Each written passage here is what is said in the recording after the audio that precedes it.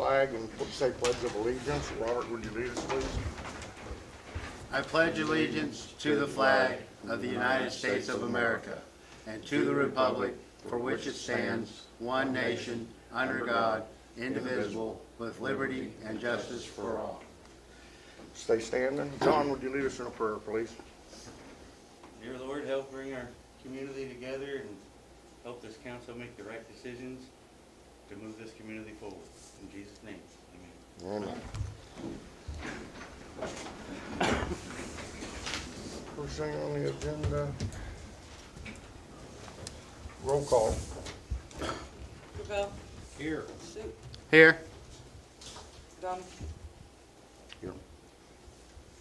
Pat. Here. Weird. Freeze hand. Yep. Okay.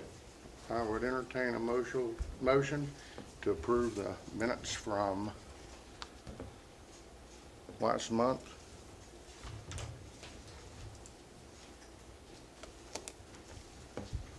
Motion to approve May 12th, 2025 meeting. Second. All in favor? Aye. Okay. Clerk's report.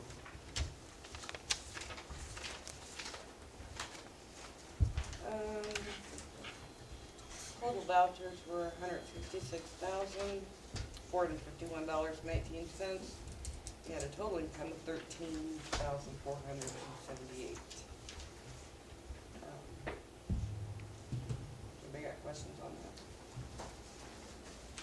Motion to approve the vouchers in the amount of $156,451.19. I'll second. Conversation. All in favor? Aye. Okay. Real quick, mayor's report. Do we want to, her request? Do we want to talk about her request for some assistance with bookkeeping? We do. We can do that when we come back from the first executive session, but go ahead. Just Mindy has requested some assistance with the bookkeeping effort, and we wanted to see if we could look into maybe either getting her some assistance to get her through over the hump, or at least training, so that she can.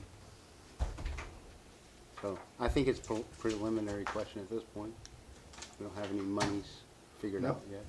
What we've done for the last 12 months is we've tried to involve Southeast Kansas Midwest Assistance Program, Shelley Underwood, in our efforts to try to get some help with the understanding of budgeting, bookkeeping that goes with running a city.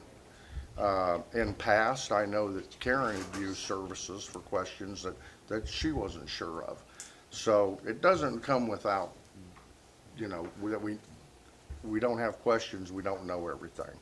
So with that, I'd like to provide the assistance, but meanwhile, instead of waiting for the league to fix this for us or waiting for Southeast Kansas to come fix it for us, which they haven't helped us in the last 12 months, I'd like to move forward with the research of finding somebody who will come in and help Mindy with some cross-training based on bookkeeping. You know, we had two different type of bookkeeping systems here. What do we call that?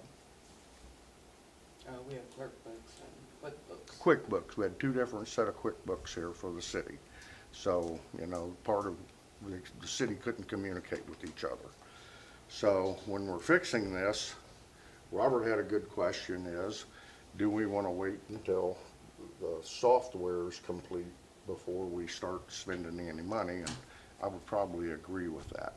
But I'd like the opportunity to start doing some research to find the help that, again, it's our responsibility to provide the tools the city employees they need to show success. So just kind of a informational update for the council. Does the council want to discuss this while we're there? I think we need to do everything we can to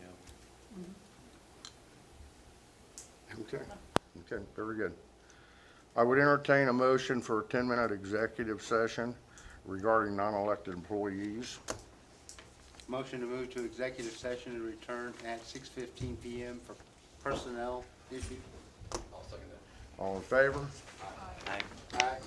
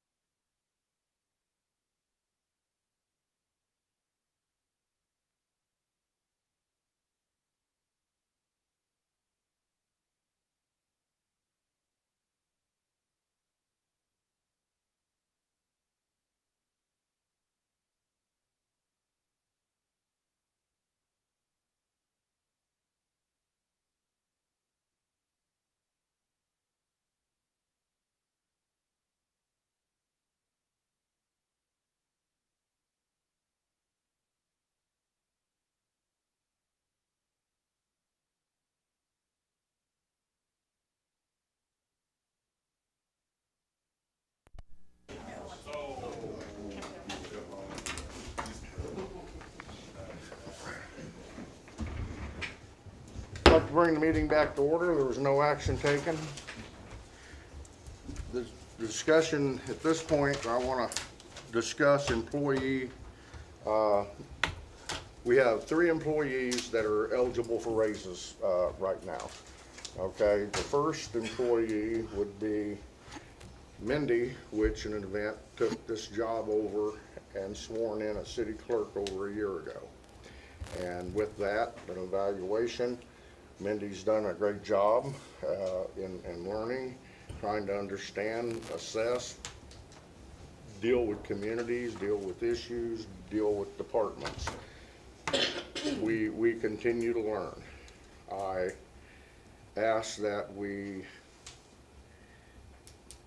give Mindy a $2 an hour raise and moves her from $21.74 to $23.74. Council? Motion to approve a raise in the amount of $2 per hour for Mindy Sear, city clerk, to move her to $23.74 an hour. Second. Conversation? None? All in favor? Aye. Very good. The second one is Lisa Beecraft, who came to us 6 months ago, and she has done a very good job in that 6 months and helping with the resolutions filing, helping with finding ordinances, helping Mindy with clerk things, along with she helps me with the computer almost on a daily basis, bless her heart. She's at $13.20 an hour. I would like to give her a $2 an hour raise, which would bring her to $15.20 an hour. Council? Motion to approve a raise for Lisa Beecraft as assistant city clerk in the amount of $2 per hour, raising her to $15.20 per hour. I'll second. Conversation. All in favor? Aye. The third one is Paige Mueller, that came to us to be the administrator for the Building and Codes Department. Has done a wonderful job. She's at a 90-day probationary period, and it was a promise to her that she would be evaluated and we would bring this rate up based on what she was earning and coming in at. So I felt that the obligation for her was additional $2 an hour, and I believe I indicated that to the council when we hired her. And she's currently making $16, with a $2 an hour raise would make her at $18 an hour. Council? I make a motion that we give Paige Mueller a $2 an hour raise to take her from $16 to $18 an hour. Second. Effective when for all these? I'd say they'll be effective next pay period, Effective next pay period. if the council agrees with that. Second. Conversation. All in favor? Aye. Very good. These were individuals that came on with us with a evaluation period and a promise. Okay, so right now, we have other cities are trying to steal our employees. You know, Mound City just attempted to take Steve from us a few weeks ago. We have obligations based on, we're trying to replace him, and as I'm looking at replacement cost, we're looking at a $38 to $58 an hour employee if we had to replace the same man with the same skill level with the same credentials. So, you know, with all that, we don't have that money. It is not on our budget to do that. The creativeness is we run an ad starting tomorrow. We start getting candidates, and we do our very best to try to select somebody that, you know what, Steve can weigh in on trying to train. Okay, any more questions regarding those 3 employees?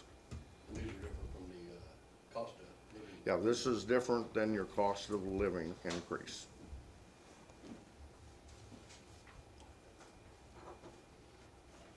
Any other questions? Okay.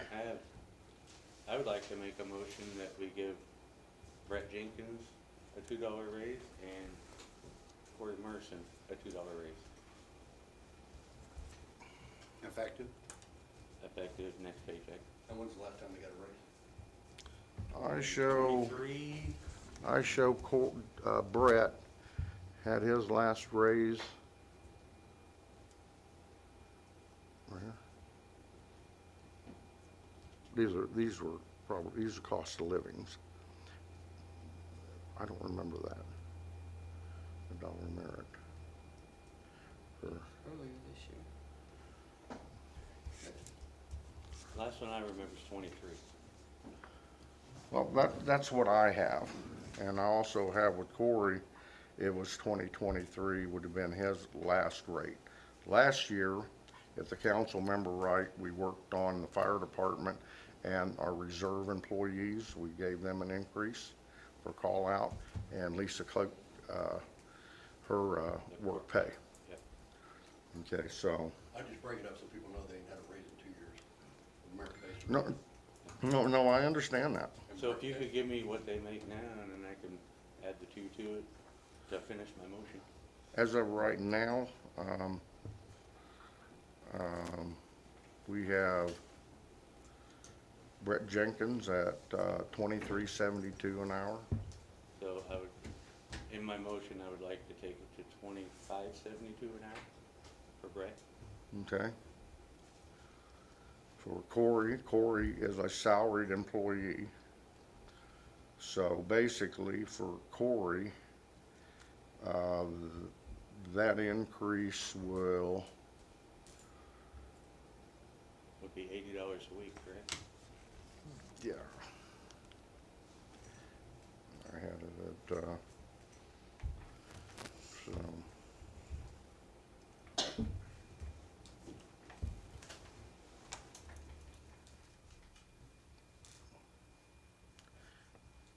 Takes him from where he would be right now at $87,010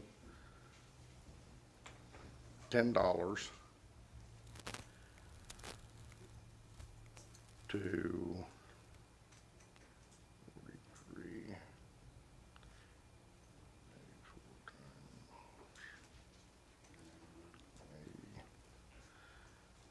It'll take him to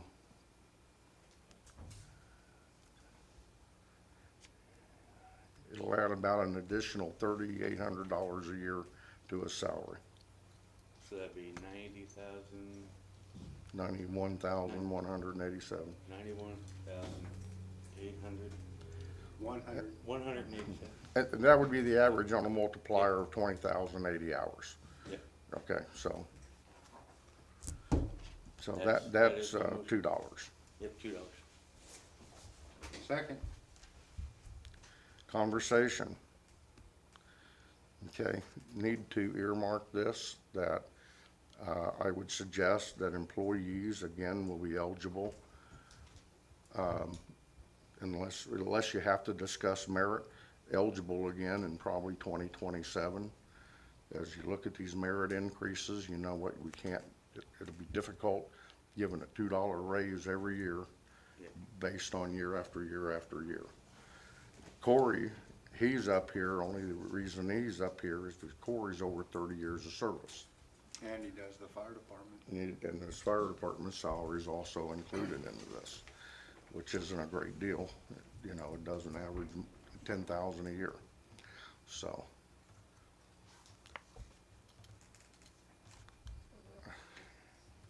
Any questions? Mayor, could you give me the rate for Brett? 23.72 will take him to 25.72. Thank you. Yes, sir. Okay. Any questions? Oh, we have a motion, we have a second to, all in favor? Aye. Okay, very good. Okay, sewer.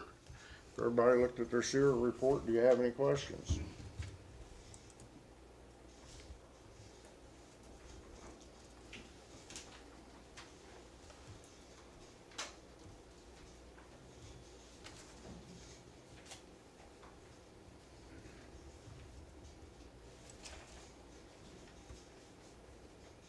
None?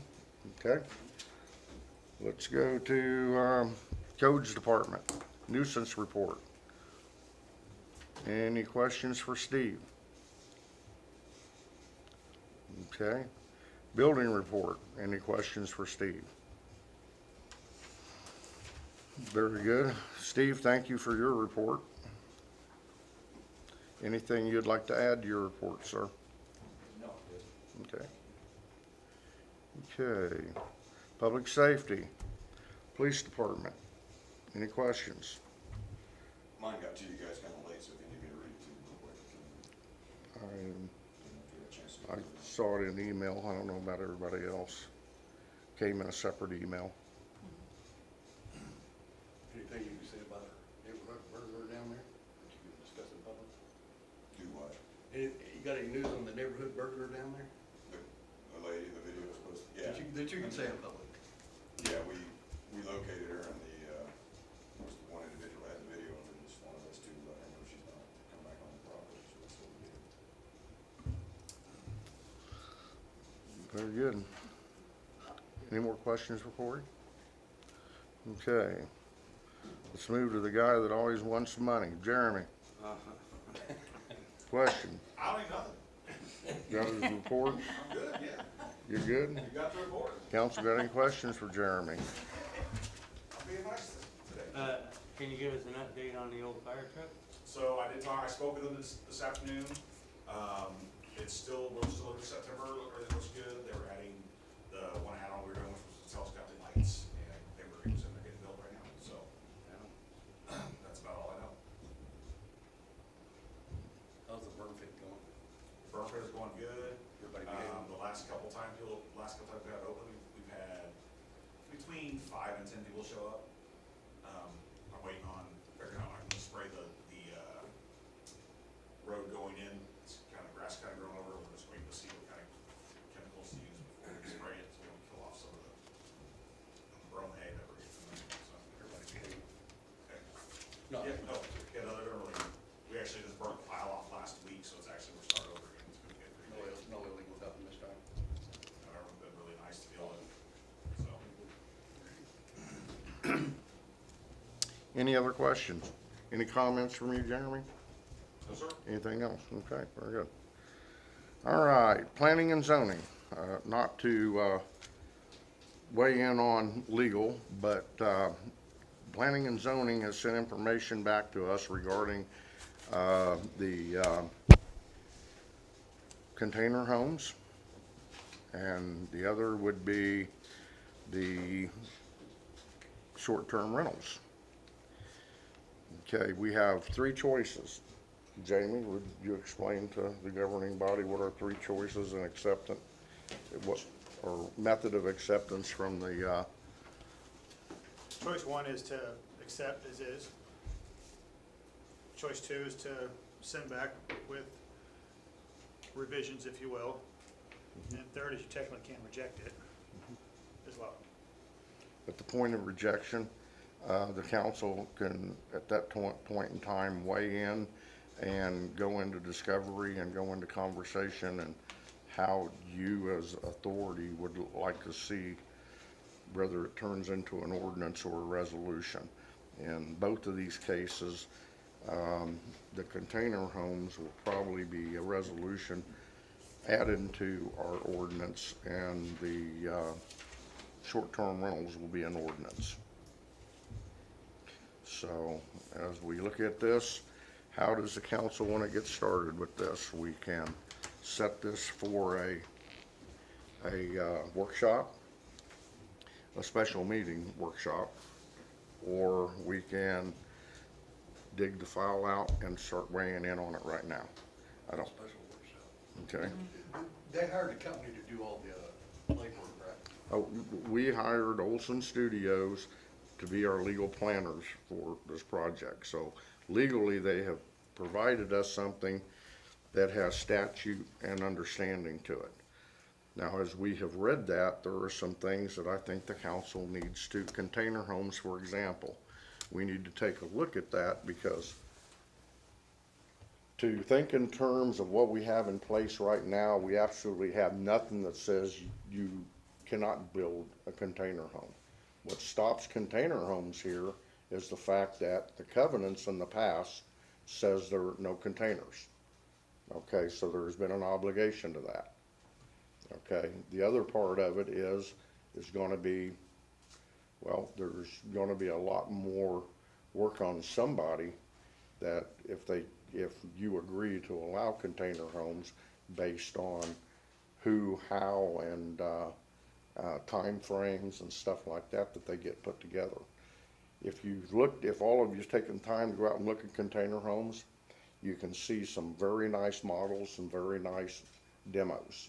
At the same time, you can look at some that didn't get finished, some that were not put together right, and some that would be called, I'd consider to be a low-end attempt to build something.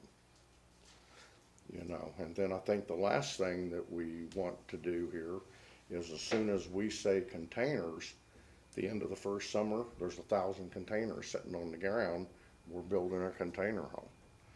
So I do believe there's conversation that needs to go with this more than it's just a yes or a no.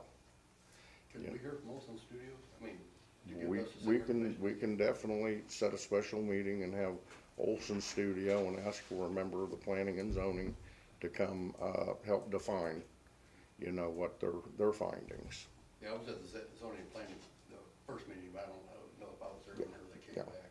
I'd Well, like to hear they what had they their said. hearing with no objections from the public, you know, so didn't even hear if the POA came to it, but with no objections to the public, so they've prepared it and sent it over here. One of the things I did not see in there would be when and how could you bring containers in? Well, in just brief conversations with Steve, you know what, a container shouldn't come in without a permit and an escort. So, you know, that means it has to have a permit and it has to be escorted by the building inspector. So that again, we don't end up with 1,000 containers on the ground. I do believe that it's worthy of much more conversation because based on the dynamics of our community and the type of live-ins that we have, do I think that it would blemish the community? I do not. I do think it's gonna put a lot more work and oversight on the city. Example being, it'll require an engineering signature. Certified companies have to build it. You know, we don't want, Farmer John buying a lot down here and building his own container home because he took welding 101 in high school. Again, there's gonna require a lot of professional services to be involved.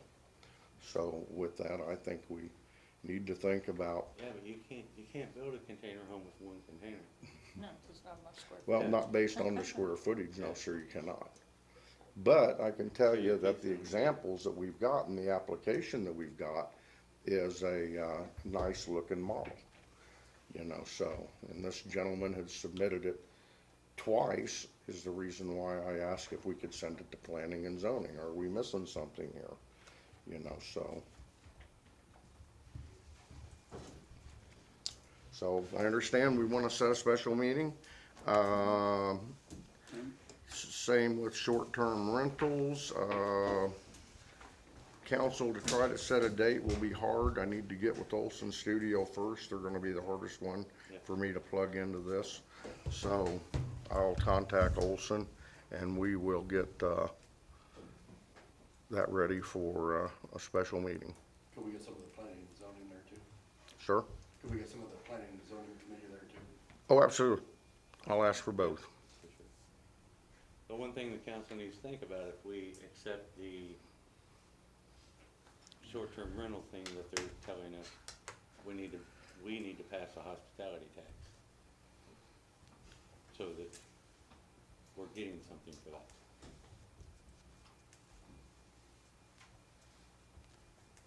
Old business. What's that? We're gonna talk about that in old business. Right on. Any other conversations to go with planning and zoning council? Okay, I'll get with Olson and planning and zoning. We'll get a date set as soon as we can.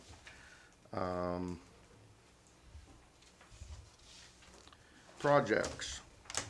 Okay, let's go to water project. As everybody can see, materials are starting to arrive. They're on the project. Some of them are up at the tower. You can see some of them down at the county storage. That pipe you see down there is a county storage. Tomorrow is be the first field meeting based on getting the transmission line and transmissions hook up with lacing started. Okay, so. I saw they had some heavy equipment down there where we were putting the boosters Yep. Yep. the other day too. Yeah. There's a pipe down there too, Lacy. Yes, sir. So, By the way, I will not be here the day of the town hall. pardon? I'm not gonna be in town the day of the town hall. Okay. Well, we were going to get into this conversation of the town hall here in a little bit too, but with that, appreciate that. My wife wanted me to make sure to tell you right out. No, of the chute. appreciate that. Family thing. Okay. With the water project, Mindy has a request. In December, you guys approved payment to Caldwell. But it's wrong. Huh? It was wrong amount. So I have the correct amount. They came back and then we went through the inspections and didn't want to pay them yet, so I need, Are we satisfied with their, Yes, it is the correct number. no, no, No, with the Painting. inspection. with the, Yes, yes, they've completed the painting per satisfaction with B&G. We've had inspectors in there, they've gauged it, they've checked it, they've done an overcoat, they even had to do some sandblasting inside. So with that, we are currently, they have satisfied the contract, and even after paying them, $57,902, we'll still have $77 in account for Caldwell tanks, so, which will come soon enough anyway. So what the council will need to do for Mindy is you need to rescind the original invoice number 9 for $57,785. motion to rescind the original invoice for number 9 for Caldwell tanks in the amount of $57,585. Motion to approve Caldwell tank invoice. I need to do them separate, right? Huh? Need to do 2 separate motions, right? That's correct. So that's your So first motion to motion. rescind the original Caldwell tank invoice in the amount of $57,585. I'll second that. Conversation? All in favor? Aye. Okay. Motion to approve Caldwell tank invoice number 9 in the amount of $57,902.50. I'll second that. Conversation? All in favor? Aye. This was an error on B&G's behalf. This just, and again, the pennies and cents makes a difference. USDA catches that, so. Lagoon expansion, everything's approved by the KDHE, and we should be moving to the bidding stage by July. I think, and right now what we're doing is Wes Wishire is working on all the final plans and drawings and getting the bid package prepared to do the bid letting. Okay, so there is a light at the end of the tunnel. With that, let's go to a kind of a new business item, but it's going to be the city and the POA meeting updates. You have meeting minutes. You were given meeting minutes for that POA meeting with Richard and Michael. And with that, is there anything that you guys want to explain on here? No, I just, I made sure that, you know, on each topic, for example, if they seen the need for police patrol, they need to report an issue, call it in before posting it on Facebook. Okay. And, then they would take care of it, and then everything would be documented. Everything else, they had lots and lots of questions about, decommissioning the, water plant. And they had lots and lots of questions about how they were gonna get water to take to their customers. And I said, that's gonna be a long-term conversation that the city's gonna have before we can give them an answer. Okay, there's a great deal I want to cover with that right there, but one of the other things that was before that was last year, I asked the council and we sent over an offer for the land down on the corner for the possibility of a retention pond. Okay, in that conversation,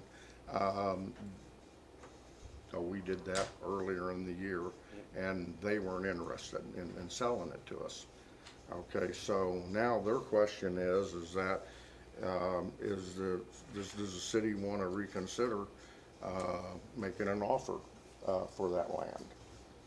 Okay, so, You wanna explain what we're gonna do with it? Well, I, before you explain, I put it to them, said, someone needs to build a retention pond, whether it be you guys or whether it be the city. Somebody has to do it. So, and then that would, affect the water, flow downhill, so, anyway. question I have to the council is this something we want to reinvite, or you consider, or you interested in doing that in the future? Or if we were to build a retention pond now, it would take time. We would have to get the approval from, again, not only the KDHE, but lakes and streams, the state lake and stream. We probably won't be able to get it so- done before our lagoon's done. So And then we don't need it. it's gonna come with time. But now, does this quadrant of property shed a lot of water even without lagoon discharge? Which the future is there'll be no discharge, but we'll still have an abundant of time it rains hard of this gully washer that comes off of this land and heads to that corner. A fountain pond there would slow that down. It would do less damage to the POA's property, and it would be something that could affordably probably be built by the city to put fountains in it. However, is it a needed cost, and is it necessary? I would tell you that the council needs to think about that. You said it wasn't necessary after the other lagoons get done now. Yeah. Once those lagoons are done, it's not needed. You're just worried about the stuff running off into 7 acre. Yeah. I guess it comes from all the fields. I think we all seen it with the last rain. There's a river flowing in there. But if it's not even needed after lagoons, then we don't need it. Well, That is my I would- That I water would comes leave- from both sides of- That water comes from both sides of Eulery. So, an actual ideal location for the retention pond would be on on that the side. inside, which Yeah. is where the POA talked about doing it a few Right. years ago, but I've added this to the engineer's question. yeah. The question list. If example being, one of the questions is if we desludge the lagoon now, what does that do for our moratorium? If we put this on the schedule to put this in there, what would the retention lagoon, would it do anything for the moratorium? I'm not gonna sit here and tell you either which way it's going to, because KDHE is gonna have to tell us in the conversation whether they're gonna accept the overages of 30,000 and over. So that's what that's what B&G is working on. The state's working on right now is what kind of consideration will they show? So we're in conversations. I just don't see a cost benefit at this point in time. Last year, when we tried to do it, I think it would have helped, but Okay. But at this point, We're I, not gonna do anything after we Yeah. build, there's no reason to build one at all. Okay. Jamie, are we satisfied with the RV storage cleanup status? Jamie and Steve, actually. That's being worked on. Okay. Same with contractor storage and cleanup. That would be a Steve question.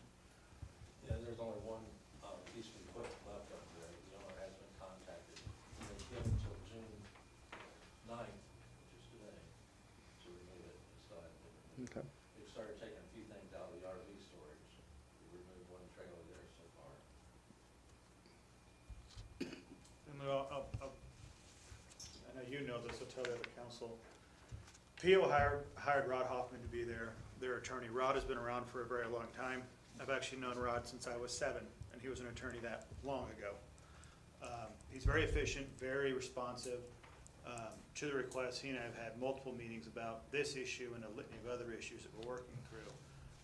So it's good that they have him, because issues like getting things cleaned up, he's very responsive to get a hold of the POA and address those issues.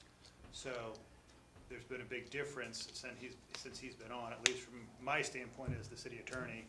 It's been very responsive, and it's been a very good thing.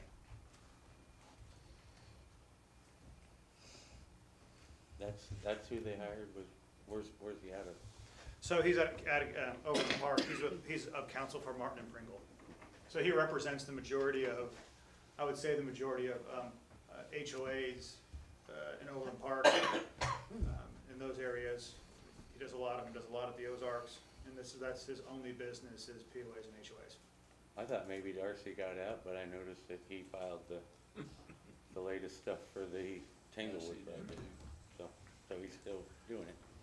Steve, are you satisfied with the effort that's being put into this at this point? As of today, yes. Very good. Appreciate you guys taking that question over, because again, they've given us action, they've worked on it, and they've showed some success. They said behind the fire department looks awesome. I mean, Very good. Thanks, guys. Okay, decommissioning the water plant. Okay, here's conversation that we go from, we're having it with the POA, but it'll eventually be part of an ordinance. The POA will still have the opportunity to provide service, okay? The city will not be in the hold and haul business regarding water. Their question was, will we pay insurance, or will we pay for the trucks or repairs or for employees? And no, we won't be paying for anything. We'll not be in the hold and haul business. If they want to remain in the business, the only obligation that they're going to have to us is going to be how they report to us when they sell that water. Okay, so as they sell volume of water, they're just not going to be able to turn a receipt in that says, oh, we delivered 20,000 gallons of water today.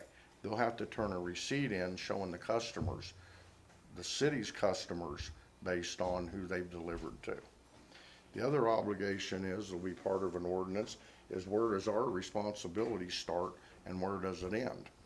Because of the different dynamics of water tanks in here that are 40 years old, 30 years old, 20 years old, that have never been inspected. Nothing's ever been done with them. People have different methods of hauling their own water, and the POA has a method of hauling of water. We're not going to be responsible for the water. Once it comes out of the fill station, it's their responsibility. And I'm afraid if the POA wants to be in this water hauling business, the city should probably require a HACCP program. Example being, although, you know, what is the city's intent in selling quality water? Okay, that was the purpose and the means of this entire grant, was to be able to control, provide, and monitor the quality of water coming into our community. So, I think that could also be a double-edged sword with the bulk haul requirements. But I did talk to Dustin Beecraft at the POA. He's the one in charge of water and sewer hauls. And They are currently recording, name, lot number, address, and amount ordered.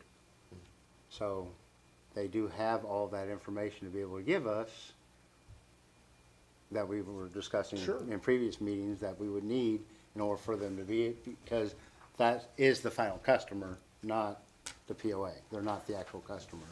The person they're hauling it to is the actual customer. It'd be like me being a private individual, when I call the POA, I want to pay you to deliver my 1,000 gallons of water, but I pay for the water. Right. Yeah. The KDHE will require the decommission of the existing water plant. The water plant has aged, it's old, it hasn't been kept updated.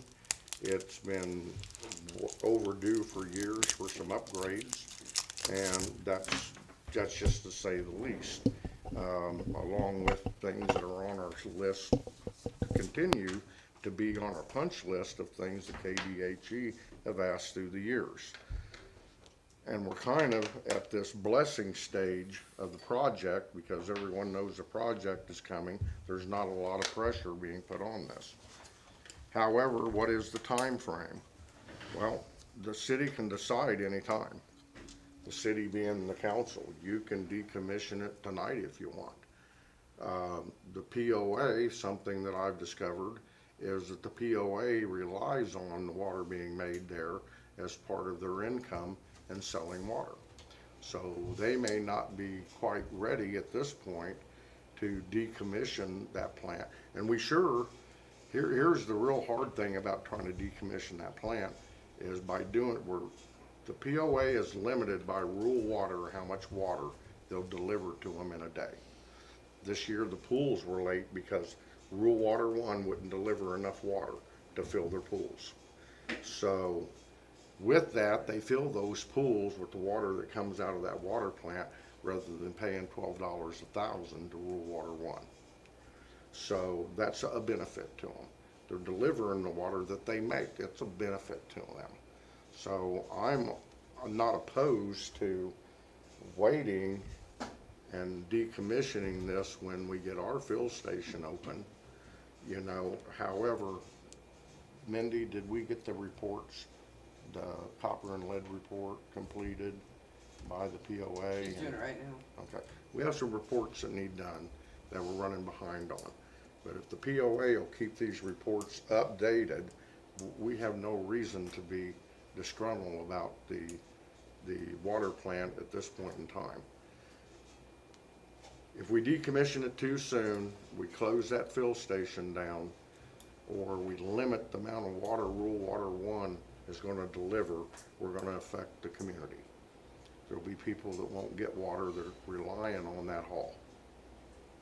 Okay, so that's going to go the same with, is the POA going to stay in the water business, and can we make it convenient enough for them to stay in the water business, you know, again, without owning trucks, fixing trucks, you know, paying employees and just being in that physical work, paying for the business.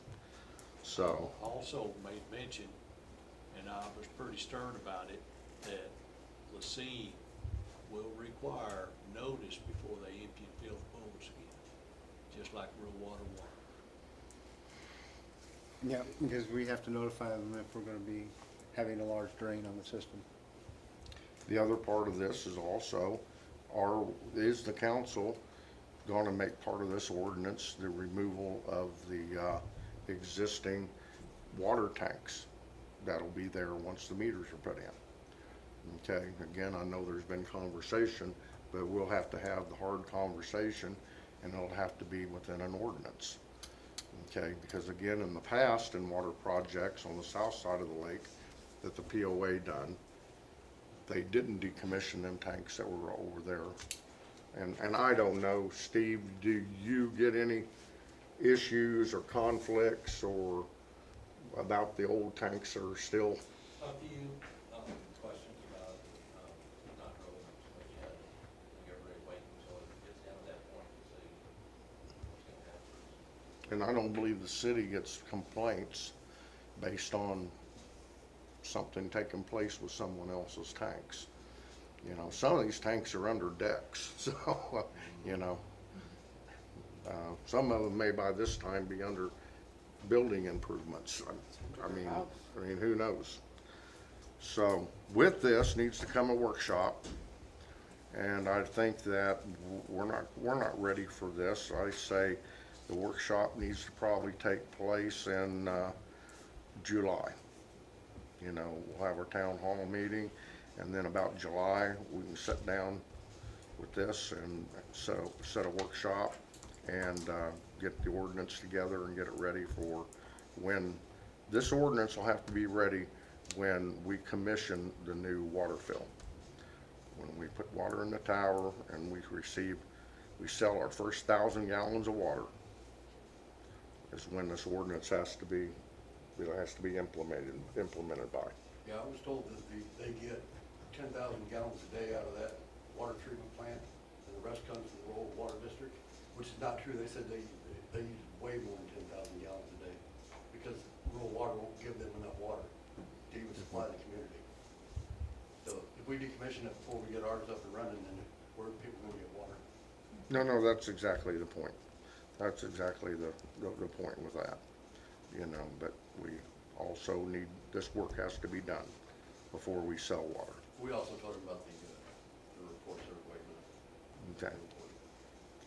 Any questions that go with the meeting that they had with the POA?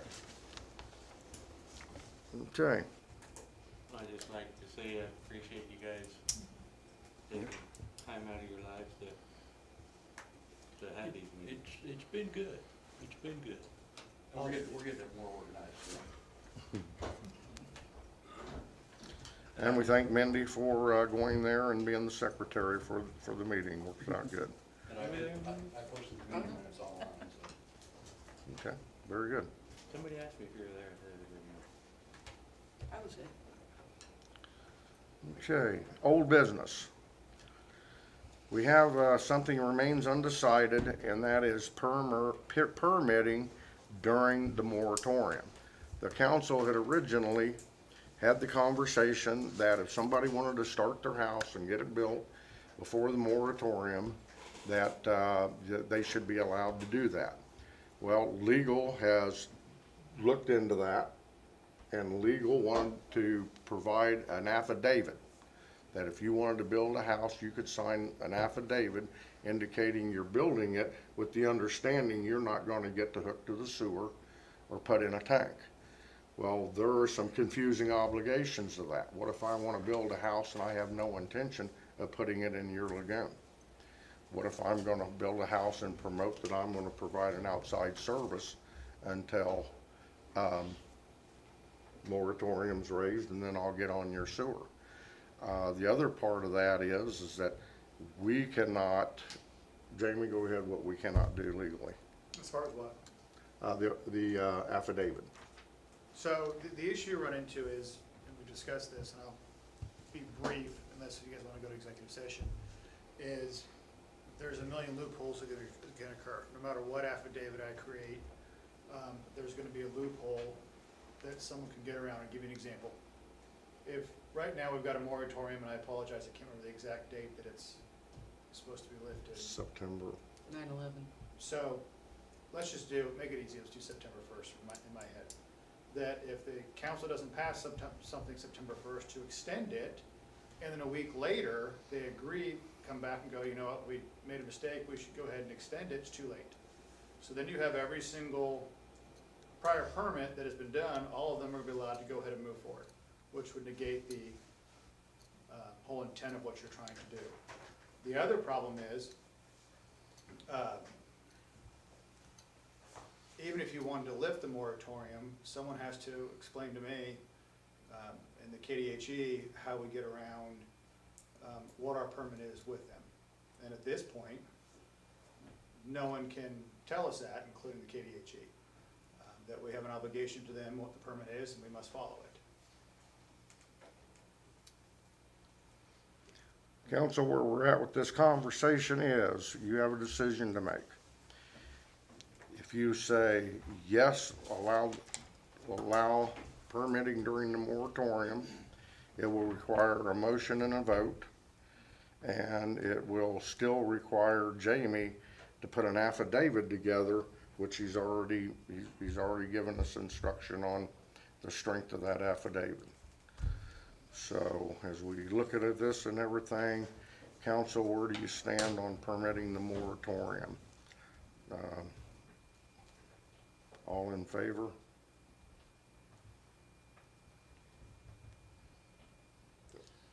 Doesn't sound like it's enforceable.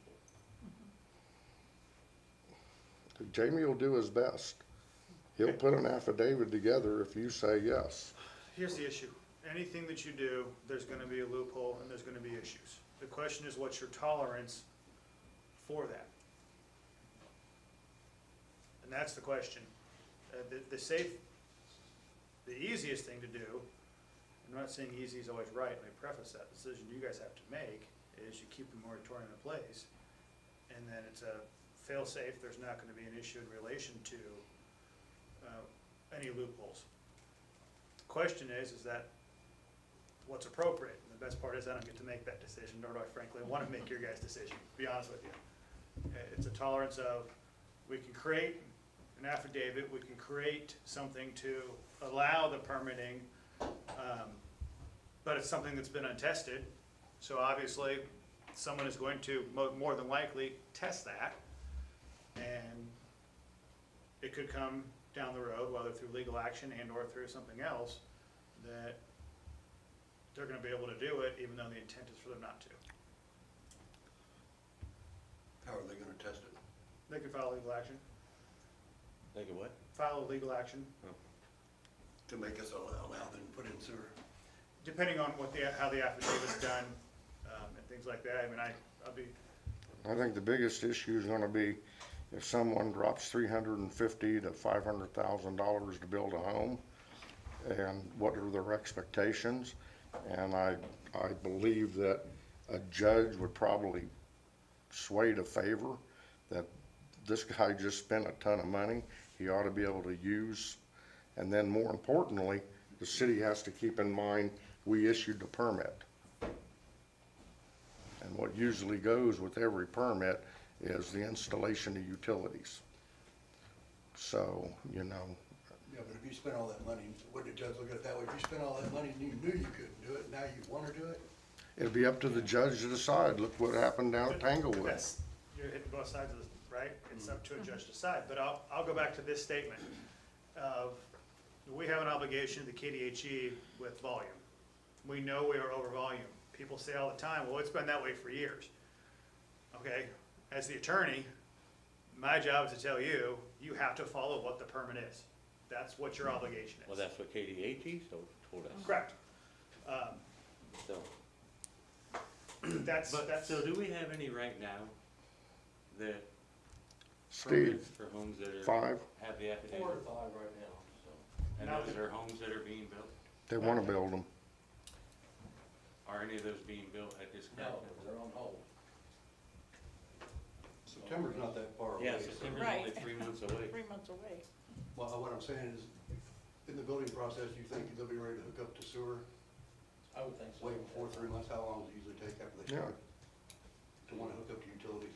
People who are hiring contractors to do their services, 3 months is enough time to build a home. because Then you always make the hard decision. It's Yeah. easy for me to go, there's a permit. And this is I don't what the requirements recall are. any home that's been built in less than 3 months. And the fastest one I seen built was the one that they put 2 more in, and that still took way more than 3 months. Yeah. I would say that And the was other supposed to be thing, 6 months. we not withhold the residency permit? The occupancy permit, yeah. Yeah, the occupancy Occupancy. permit. Hold to see it all, that's. Cause I'd like to be able to see people start building now, and go ahead and get it going. That's how I feel. Especially during the summer, they have to wait till winter. Yeah. Because for occupancy, one of the requirements is sewer, so. Okay. With that being said, what I need is I entertain a motion to allow permitting during the moratorium. I Motion bring to allow motion. permitting during the moratorium. I'll second that. Conversation? All in favor? Aye. Aye. Okay. Steve, effective tomorrow, you can start issuing permits for build a moratorium. Pending, Jamie's, Yep. approval to, affidavit, understanding affidavit. Okay, so how long will it take you to devise an affidavit? I've already got one, it's been ripped apart. Okay, so countless times. Steve, So let's hold that, let's say that give, contingent the affidavit, we should be accepting them by I'll date. meet with you, Lou, so let's give it Friday, and I wanna make sure that we're on the same page. Okay. And then that way, after Friday, so essentially, start next Monday, you and I will get together by the latest Friday and have that conversation with the affidavit. Follow, by next Monday, Steve, So, 17th, 16. we'll start issuing permits with this. Okay. All right, council, we got that done. Transient tax. I looked into the transient tax, which I noticed on the short-term rental, it does say something about it. I need to check with the county and see if they have one. What you guys need to decide is we have, in the ordinance, we need to state where this tax money is going to go and what we're gonna use it for. People usually, cities use it for hotels, motels, parks, whatever, so. Something to think about. Is there parameters on the percentage that we can make that tax? We can go up to 6%. 600%? Six. That's the hospitality tax you're talking about, right? Yeah. Yes. Yep.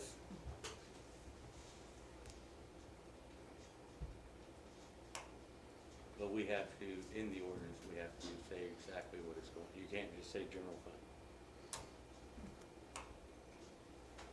I want to restate, the tax don't go on our community, it goes on people to come visit our community, right? Correct. That's Yeah. correct. I just want to state that for the record.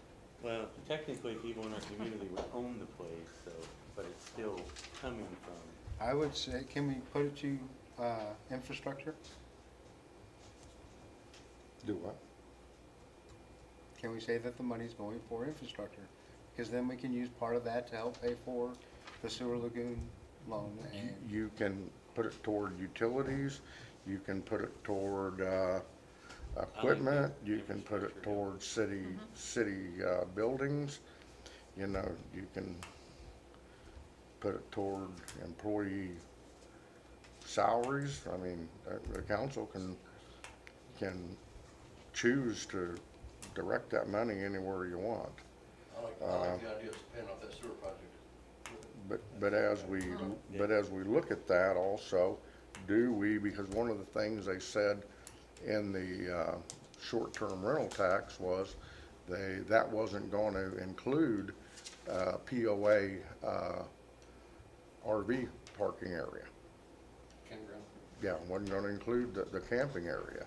And I would promote that this transient tax, this hospitality tax, should attach that. It Because should. there'll be a lot of people traveling across the country in fifth wheels and RVs and stuff looking for, there's people as far away as McPherson, Kansas, you know, have installed these taxes, hospitality taxes for the World Cup.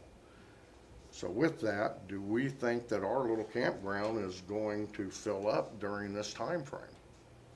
That's a question we ask ourselves. Who mainly uses that campground? People that live here and own here, or? No, I there's think a during the summer, group visitors that maybe. uses it too, Yeah. some camping. I mean, Coast to coast. Membership. Coast to coast camping group.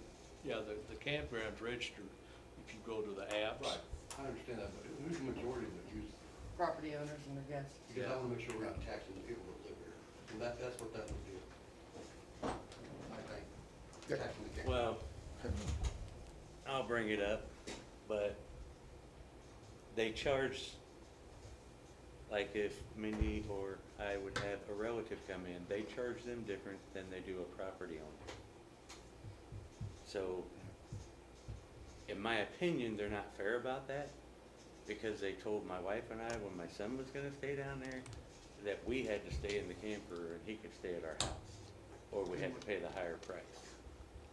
So, just something to think about. So if they're charging higher for a guest, then maybe the guest should be taxed. Well, then that means they already have Not the- multiple categories.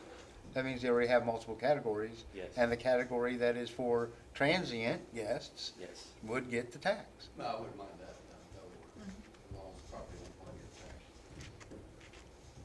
Should we put that money towards freshwater sharks in the main lake?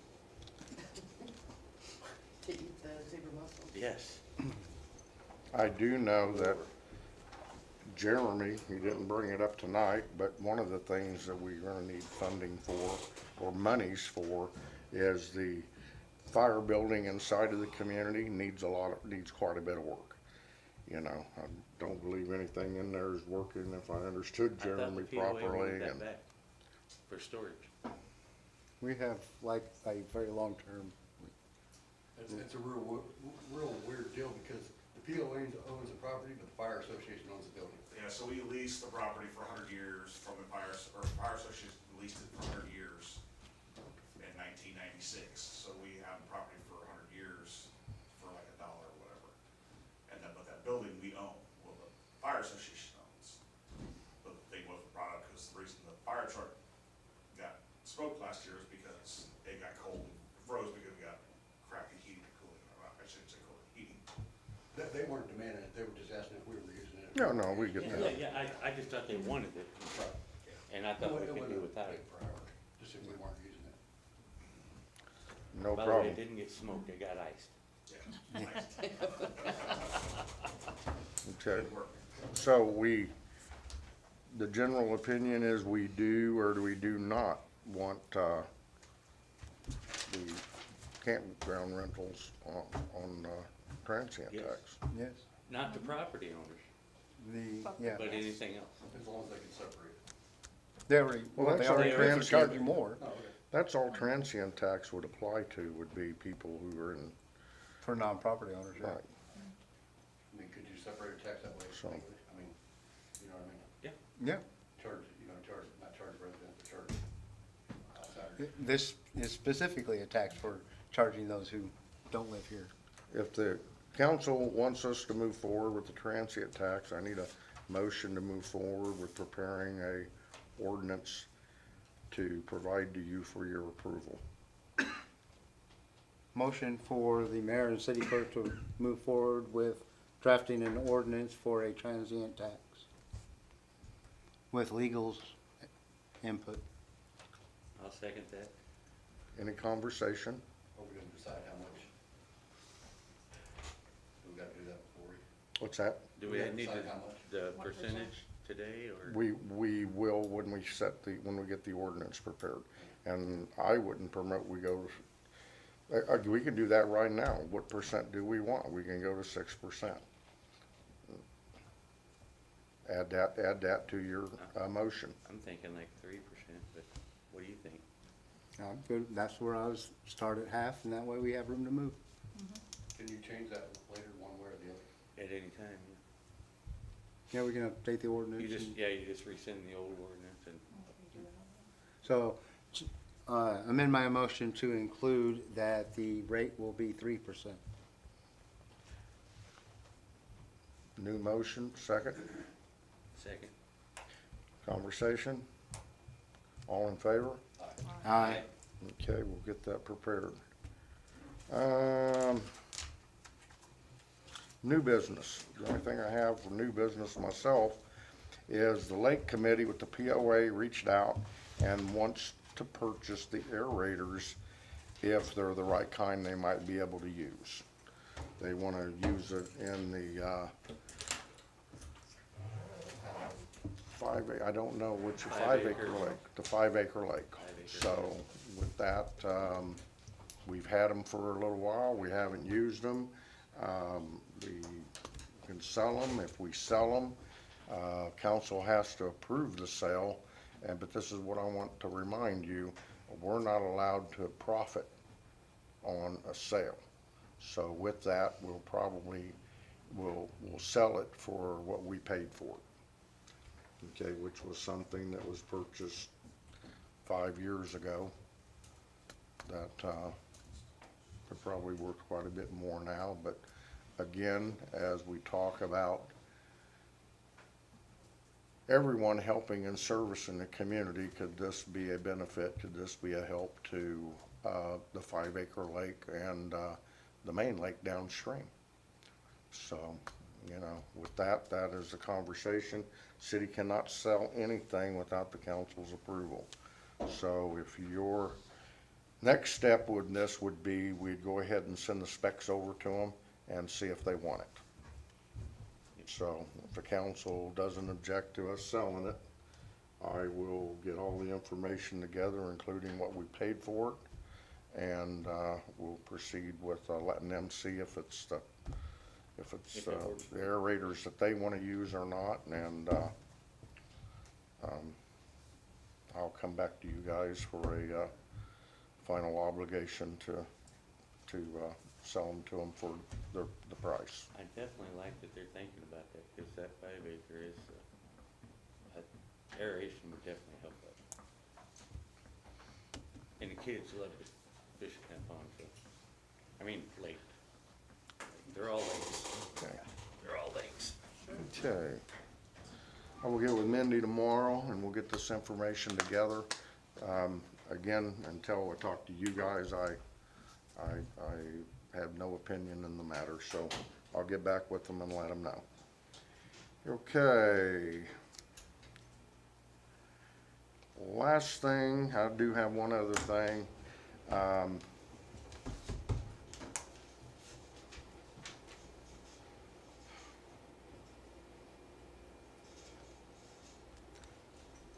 A company from Lacine reached out to us, okay, through, again, our state representative, Rick James, and he rents warehousing down, and they rent warehousing in Lacine.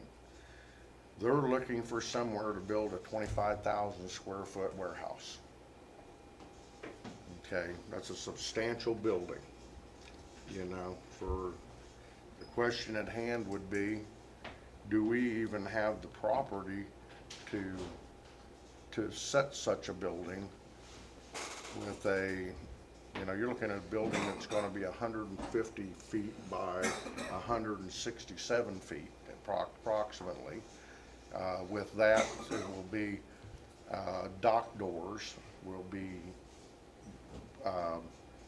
large driveways, will be several employees. There'll be a woodworking shop. They build furniture, and they warehouse and sell chemicals, mostly chemicals to the city of Lacine. Those are the type of chemicals that they warehouse.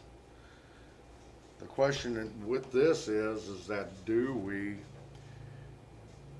with 400, where the lagoon property is existing, with the forethought of a 450-foot setback, it's going to take up majority of every bit of that setback, just less than easement, to probably set a building like that, put driveways around it, and then not only that, it's going to increase in and out semi-traffic right there on Ullery. Before I move into any more conversations regarding this, just so the council knows that it comes at a cost.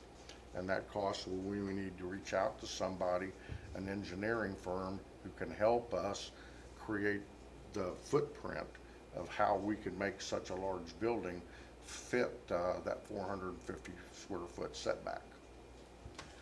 Well, you're gonna have to expand Ullery. You can't just leave it 2-lane when you have semi-trucks and stuff coming in. So you gotta think about, it's not just the land back there. Yes, sir.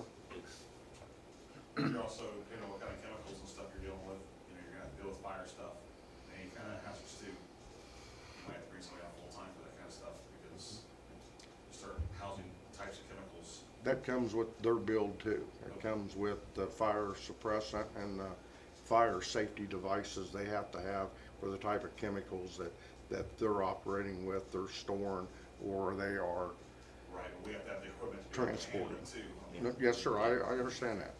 So, you know, with this, it's just a conversation. You know, again, as we set a model and we have conversations and you open these things up, it attracts things, attracts people. Okay, you know, and as we think about what we would want to put there in the future, and we being the city, you know, what is that part of the footprint that is that the kind of industrial area we want to set? And then what are you limited to if you build next to it? Which I can tell you, building that size is going to take up a pretty big chunk of that grass front up there. So, And do we want a big spotlight right there? That was gonna be. you know, gonna be a so. level light condition. Again, the council has a right to understand, and you have a right to the information that comes into the city, or what may happen, or conversations that people may call me with. Okay, and this was one that, and I instructed him that I'd have a conversation with the council to decide, you know what, how you would be interested in moving forward with this conversation. I think there's also a legal application that's gonna go with the zoning. You know, example being, we're right now rated light industrial. Okay, I do not know where that leaves us based on 500,000 gallons of chemicals. I don't know how many pounds. I think that all will be predetermined based on what this chemical company actually does in volume. Because again, it's light industrial. We purchased it for the use of sewer lagoons. This might not be light industrial. Are we gonna need that property for future lagoon expansions? No, that's already factored in. They I'm can, talking about 50 years from now. no, I'm saying that if the lagoon gets expanded, it's already part of the land that's back behind for that So section. there'll be room to expand. For a 40-year expansion. Yeah. You know, even with the offset, even with that offset, it still allows us with that 40-year expansion. The first expansion we're doing is gonna cover 20 years. Yeah. The second one will be 40.